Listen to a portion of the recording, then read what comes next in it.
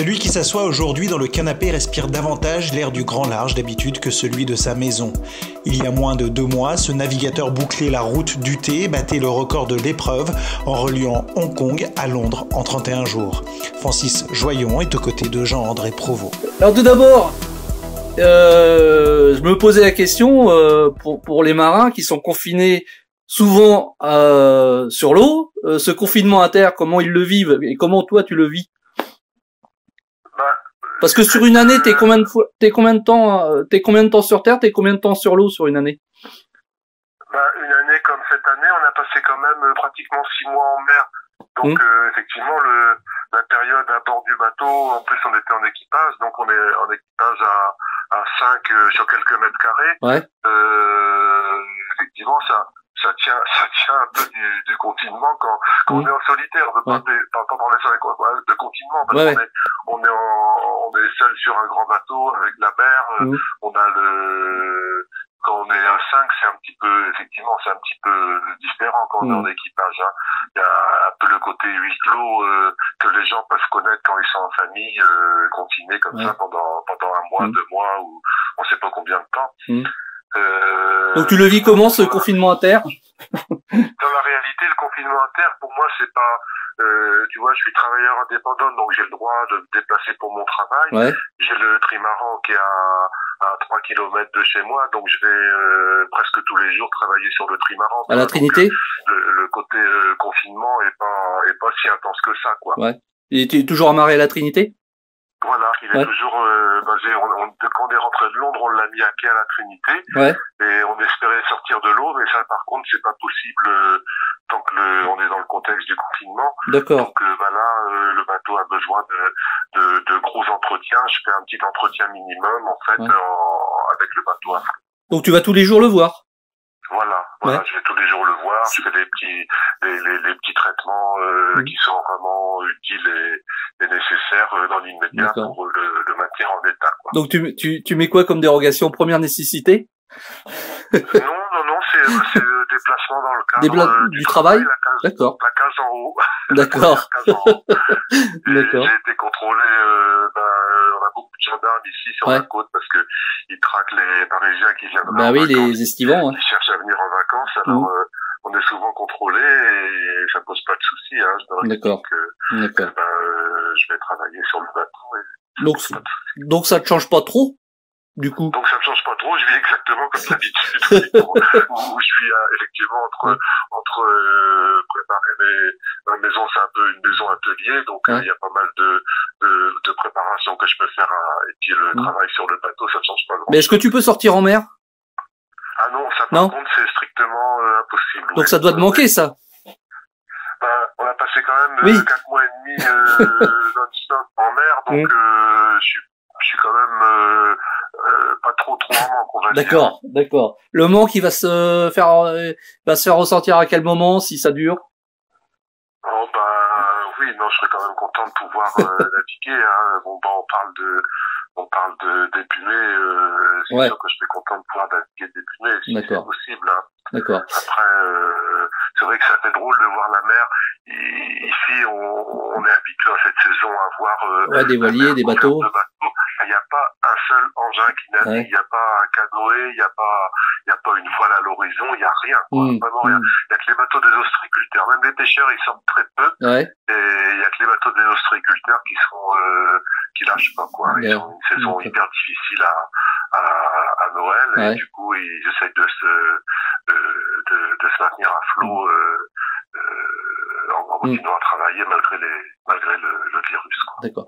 Est-ce que c'est ce confinement, enfin après tu le vis pas, tu bouges un petit peu, donc est-ce que ce confinement que vivent la plupart des Français et des étrangers et de tout le monde un petit peu, cloîtré chez soi, est-ce que c'est ce même confinement? Est-ce qu'on peut faire une comparaison avec celui qui fait un tour du monde en solitaire, comme tu l'as fait bien souvent?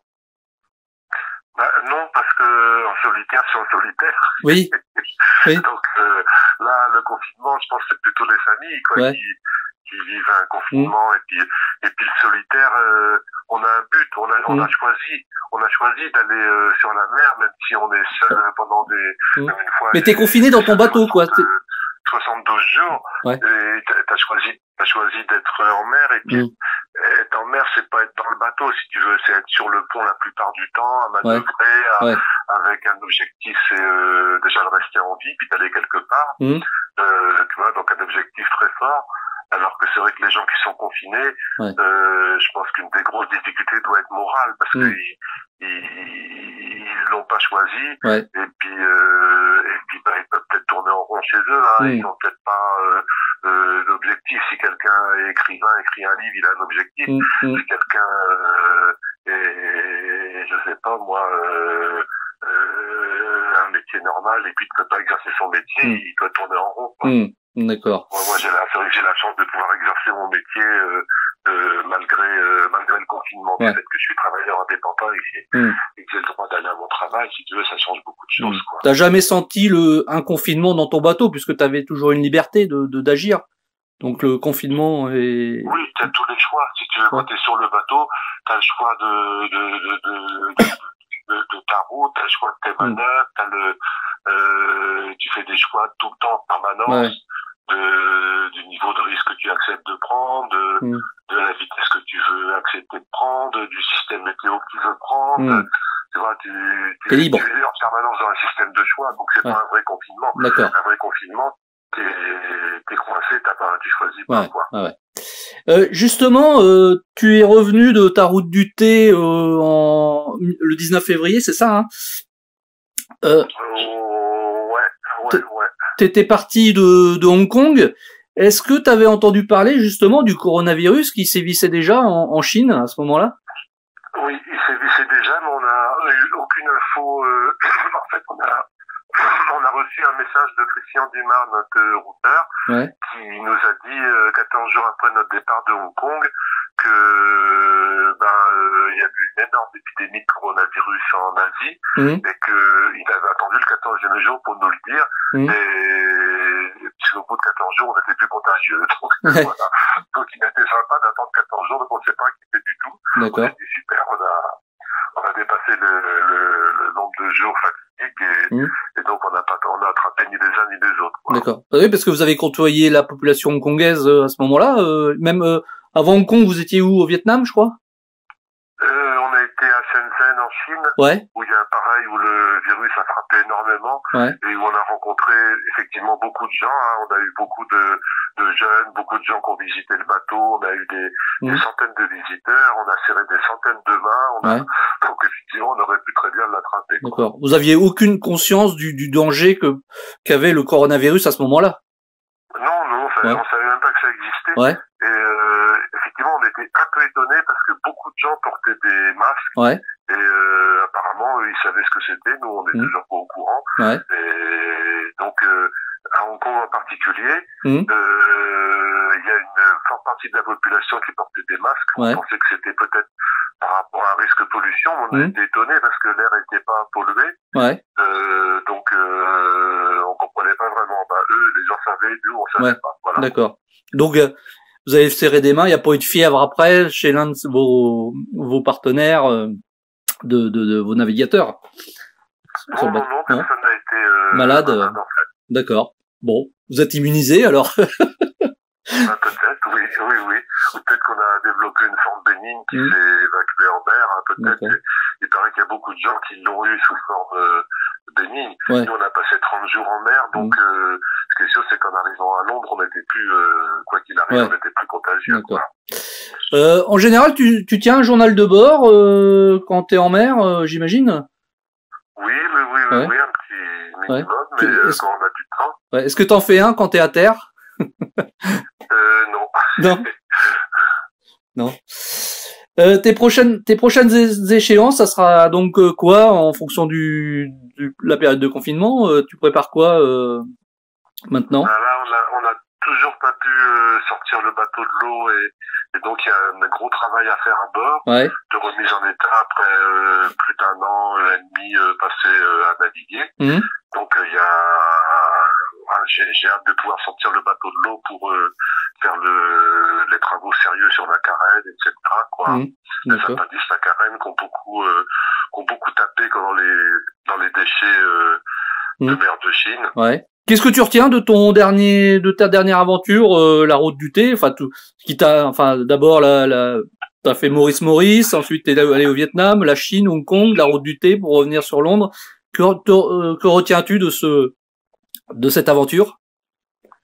Écoute, la route du thé, ça a été assez le fait que c'était en équipage, si tu veux, j'ai apprécié la variance de mon équipage. Ouais. On a eu affaire en particulier, on a eu beaucoup d'avaries. Et comme c'était l'équipe de préparateurs du bateau, ils ont fait face avec moi à ces différentes avaries. Et donc ça a permis aussi le succès, le fait d'avoir des gens qui connaissaient le bateau à fond. Tu vois, donc ça c'était bien. Il y a eu des gros problèmes, des grands voiles qui étaient débloqués, qui n'avaient plus descendre, plus monter, des trucs un petit peu graves au niveau technique, quoi, et que les gars ils ont géré, quoi. D'accord. T'étais avec ton fils, je crois, sur. Il y avait, oui, c'est le plus vieux préparateur de l'équipe. D'accord. Ça fait quoi d'être de naviguer? Il travaille sur le bateau maintenant, oui. Ouais. Ça fait quoi de naviguer avec son fils? C'est une fierté, un peu plus de fierté. Comment tu le ressens? Oui, bien sûr. Hein, je vois qu'il progresse chaque année énormément et qu'il apprend. Il a ses compétences qui se développent énormément et donc bien sûr il y a de la fierté, oui. Ouais. Une course, je pense, une course à deux, je crois que c'est la Jacques Vabre qui se court à deux, c'est ça?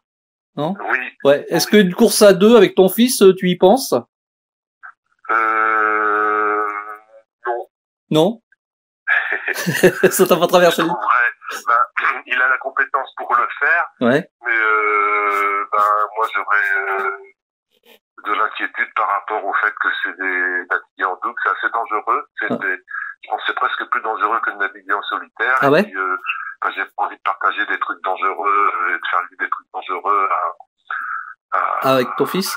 Avec mon fils, oui. Pourquoi c'est plus dangereux de naviguer à deux que tout seul? Parce qu'on pousse le bateau comme un équipage. Ouais. Et tu remarqueras dans l'historique des accidents à la voile que il y a beaucoup plus de chavirage et il y a beaucoup plus d'accidents sur les courses en double que sur les courses en équipage ou en solitaire. Tout simplement parce qu'à deux on pousse le bateau dans ses retranchements comme un équipage. D'accord. Et seulement on n'est pas un équipage avec les écoutes à la main tout le temps, etc. D'accord. Donc on ne verra jamais un attelage joyon sur une course. Père et fils. Non, ça me paraît non, je dirais même en plus, j'aime pas beaucoup les courses en double à cause de ça justement. D'accord. Ça m'a jamais trop plu parce que c'est un mélange qui me paraît un peu bâtard, quoi. On n'est pas en équipage, on n'est pas en solitaire. Il faut à la fois faire comme si on était en équipage et comme si on était en solitaire. Donc ça me paraît pas terrible. Je suis pas fan de course en double. D'accord. Francis, je te remercie beaucoup pour cette interview. Et puis je te souhaite bon courage et puis confine-toi bien dans ton bateau ou à la maison. Voilà, toi aussi, un grand bonjour aux Auréliens. Ok. Que je n'ai pas oublié. D'accord. Et puis quand on a l'occasion, on ira te voir du côté de Locmaria ou de la Trinité. Voilà, salut. Merci Francis. Merci messieurs, on retrouve un footballeur demain sur le canap'. Mathias Pereira-Lage sera aux côtés de Didier Cros. À demain et bon vent.